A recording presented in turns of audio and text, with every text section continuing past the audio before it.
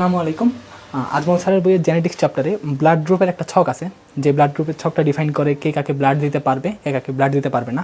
So এটা নিয়ে ছোট্ট একটা ভিডিও করার চেষ্টা করতেছি, আশা করি এটাতে আর কোনো প্রবলেম হবে না।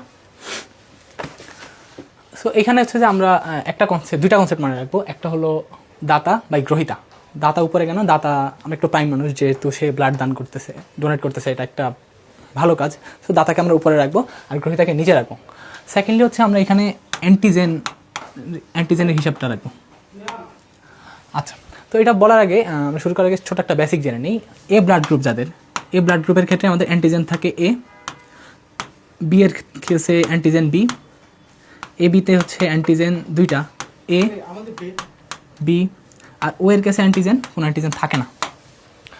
সো এটা হচ্ছে নর্মাল বেসিক, আমরা এতটুকু দিয়ে চিন্তা করবো। আর এটার একটা সুবিধা হচ্ছে এই শর্টকাটটার, এখানে আমরা আরএইচও চেক করতে পারবো, একবারে আমরা আরএইচও চিন্তা করতে পারবো। তো আরএইচ যাদের ক্ষেত্রে পজিটিভ তাদের ক্ষেত্রে আরএইচ আছে, যাদের নেগেটিভ তাদের আরএইচ কোনো ফ্যাক্টর নাই। আবার তো আমরা মানে এই শর্টকাটের জন্য এইটুকু কনসেপ্ট মাথায় রাখলে হয়ে যাবে। আমি এটা ক্লিন করে দিচ্ছি, আশা করি এটা বুঝতে পারছো। আমরা জাস্ট ডিরেক্ট এক্সাম্পলে চলে যাবো এখন। লাইক ধরো আমাদের দাতা এ পজিটিভ ব্লাড আর গ্রহিত হচ্ছে এবি পজিটিভ। এখন যে এ পজিটিভ তার ক্ষেত্রে এখানে অ্যান্টিজেন কী আছে?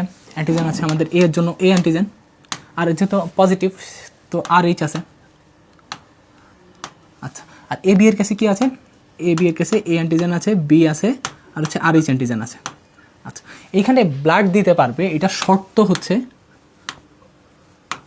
শর্ত একটাই যে উপরে শূন্য হবে, মানে উপরে সব কাটাকাটি চলে যাবে, উপরে ফাঁকা হবে সব। এক্সাম্পল দিলে তোমরা বুঝতে পারবা। এখন দেখো এ কাটা, আর এইচ কাটা, তাহলে আমাদের উপরে কি ফাঁকা হচ্ছে? উপরে ফাঁকা হয়ে গেলে ব্লাড দিতে পারবে। আচ্ছা, আমরা আরও একটা এক্সাম্পলে যাই। ধরো এবি পজিটিভ অথবা এবি নেগেটিভ, ও পজিটিভ, র্যান্ডমলি যে কোনো একটা। এখন ও এর কেসে কি কোনো অ্যান্টিজেন থাকে? ও এর কেসে কোনো অ্যান্টিজেন থাকে না।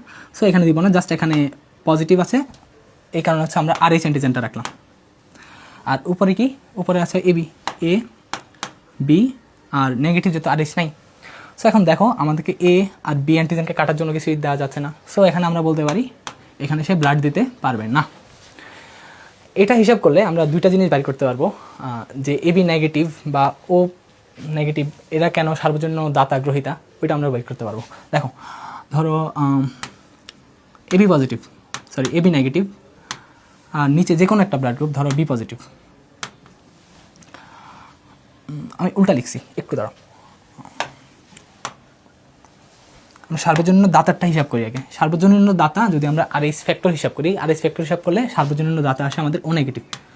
কেন ও নেগেটিভ? এখন দেখো ও এর কোনো অ্যান্টিজেন আছে, ও এর কোনো অ্যান্টিজেন নাই, এও নাই, বিও নাই, প্লাস আরএইচ নেগেটিভ, তাহলে আমাদের উপরে আগে থেকেই ফাঁকা হয়ে আছে। সো সে সার্বজনীন দাতা। এখন সার্বজনীন গ্রহিতাকে আমাদের এবি নেগেটিভ, দেখো এ বি নেগেটিভ। আর উপরে তুমি যে কোনো একটা র্যান্ডম ব্লাড গ্রুপ দিয়ে চিন্তা করতে পারো, দেখা দিচ্ছি। ধরো AB negative, AB positive possibly, হ্যাঁ এবি পজিটিভ হলে সুবিধা কি? এ আছে, বি আছে, আর এইচ আছে। এখন তুমি যে কোনো ফ্যাক্টরি দাও না কেন, ধরো এখানে তুমি বি পজিটিভ দিলা, বি এর জন্য বি আসবে আর এইচ আসবে, যাই দাও না কেন আলটিমেটলি কাটাকাটি চলে যাবে আর উপরে ফাঁকা হয়ে যাবে। সো আমাদের এবি পজিটিভ যেটা, এটা হচ্ছে সার্বজনীন গ্রহিতা, আর ও নেগেটিভ যেটা সার্বজনীন দাতা। আশা করি ক্লিয়ার। আসসালামু আলাইকুম।